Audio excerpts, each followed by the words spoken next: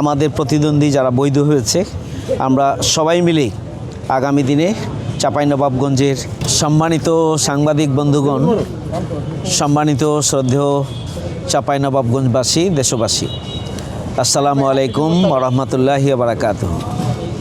আমরা আল্লাহর শুকরিয়া আদায় করছি, আলহামদুলিল্লাহ। চাঁপাইনবাবগঞ্জ সদর 3 আসনে আমরা মনোনয়নপত্র দাখিল করেছিলাম। আজকে 12টা থেকে যাচাই বাছাই কার্যক্রম শুরু হয়েছিল এবং সকল কাগজপত্র সহ তথ্য উপাত্ত পরীক্ষা নিরীক্ষা করে চাঁপাইনবাবগঞ্জ সদর 3 আসনে নুরুল ইসলাম বুলবুল দাঁড়িপাল্লা প্রতীকের পক্ষে যে নমিনেশন আমরা দাখিল করেছিলাম সেটি বৈধ ঘোষিত হয়েছে, আলহামদুলিল্লাহ।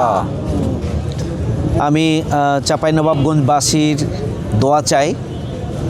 আমরা পরিবর্তনের লক্ষ্য নিয়ে আমরা আগামী দিনে একটা মডেল উন্নত আধুনিক চাঁপাইনবাবগঞ্জ গড়ে তুলতে চাই। সেই লক্ষ্য অর্জনের জন্য আমরা কাজ করে যাচ্ছি।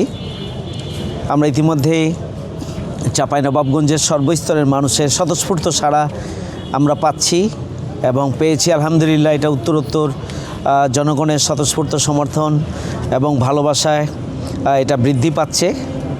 সাংবাদিকদেরও সহযোগিতা আমরা পাচ্ছি। মনে করি যে আগামী দিনে লেভেল প্লেইং ফিল্ড, পুলিশ প্রশাসন, আইন শৃঙ্খলা বাহিনীর পাশাপাশি জনপ্রশাসন, বাত ব্যথা, প্যারালাইসিস কিংবা আর্থ্রাইটিস, আধুনিক ফিজিওথেরাপি ও পুনর্বাসন চিকিৎসায় নির্ভরযোগ্য নাম ডিপিআরসি। লেভেল প্লেইং ফিল্ড নিশ্চিত হওয়া দরকার, নিরপেক্ষ ভূমিকা নিশ্চিত হওয়া দরকার। আমরা প্রার্থী যারা আছি আমরা চাই যে সবাই মিলে আমরা একটা পরিচ্ছন্ন প্রতিযোগিতার মধ্য দিয়ে আমরা আমাদের নির্বাচনটিকে, চাঁপাইনবাবগঞ্জ সদর আসনের নির্বাচনটিকে আমরা প্রাণবন্ত এবং গ্রহণযোগ্য এবং স্বতঃস্ফূর্তভাবে একটা নিরপেক্ষ পরিবেশে, একটা নিরপেক্ষ ব্যবস্থাপনার মধ্য দিয়ে আমরা এটিকে এগিয়ে নেব ইনশাআল্লাহ। আমরা এই ব্যাপারে আমাদের জায়গা থেকে সজাগ আছি, সচেতন থাকব এবং আমাদের প্রতিদ্বন্দ্বী যারা বৈধ হয়েছে আমরা সবাই মিলে আগামী দিনে চাঁপাইনবাবগঞ্জের জনগণকে সাথে নিয়ে আগামী নির্বাচনে নিজ নিজ জায়গা থেকে আমরা নিজ নিজ কর্মসূচি নিয়ে আমরা আমাদের কার্যক্রম চালিয়ে যাব ইনশাআল্লাহ।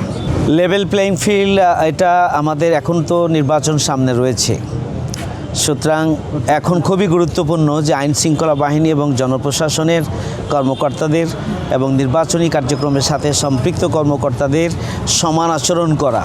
এটা খুবই গুরুত্বপূর্ণ একটা সুষ্ঠু গ্রহণযোগ্য নির্বাচনের জন্য।